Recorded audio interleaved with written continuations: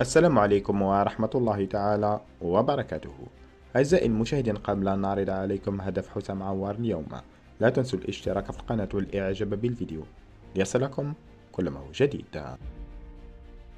ساهم لاعب الوسط الجزائري حسام عوار في تسجيل أول أهداف فريقه الاتحاد خلال مواجهة الخلود في الجولة الثامنة عشر من الدوري السعودي، والتي انتهت بفوز العميد بنتيجة 4 أهداف مقابل 3.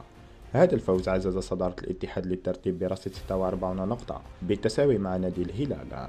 كان الخلود تحت قيادة مدربه الجزائري نور الدين زكري متقدما بهدفين نظيفين في بداية المباراة، لكن عوار قلب الموازين بمجهود فردي مذهل في الدقيقة 35، حيث تخطى مدافعين اثنين بشراسة قبل أن يرفع الكرة فوق الحارس، حيث تدخل زميله عبد الرحمن عبود ولمس الكرة قبل أن تعبر الخط، مما أدى إلى احتساب الهدف له بدلا من عوار، محروما إياه من هدف كان يمكن أن يكون مرشحا لجائزة أجمل هدف في الموسم.